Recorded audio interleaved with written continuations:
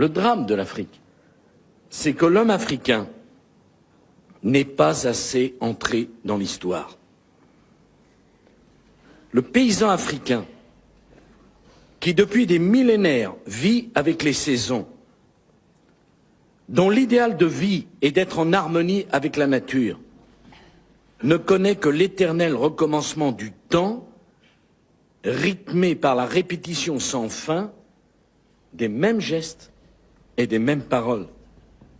Jamais l'homme ne s'élance vers l'avenir. Jamais il ne lui vient à l'idée de sortir de la répétition pour s'inventer un destin. Regardez, dès que vous parlez de patrimoine culturel, la gauche occidentale et la droite se touchent. Et souvent la gauche est plus minable que la droite.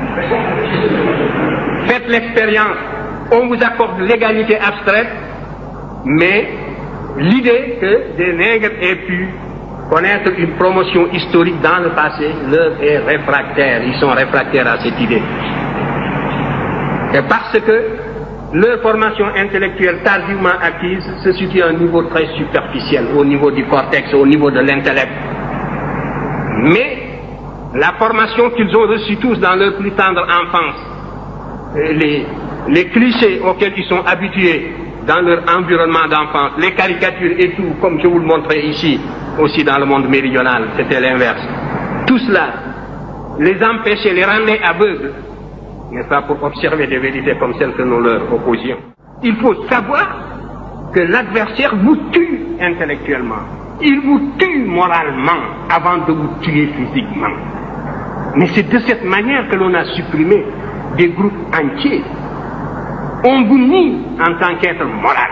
On vous nie en tant qu'être culturel.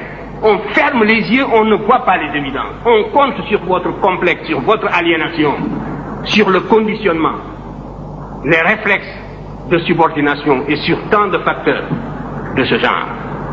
Et si nous ne savons pas nous émanciper d'une telle situation par nos propres moyens, mais il n'y a pas de salut. Parce que le conflit, il est partout, il est à tous les niveaux, il est dans tous ces débats, il est jusque dans nos relations internationales les plus feutrées.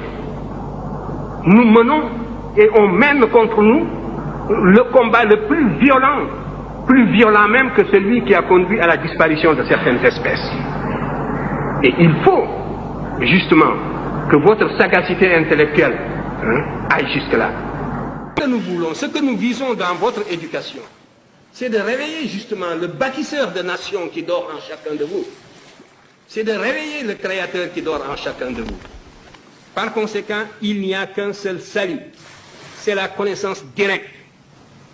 Et aucune paresse ne pourra nous dispenser de cet effort. À formation égale, la vérité triomphe. Formez-vous, armez-vous de science jusqu'aux dents et arrachez votre patrimoine culturel.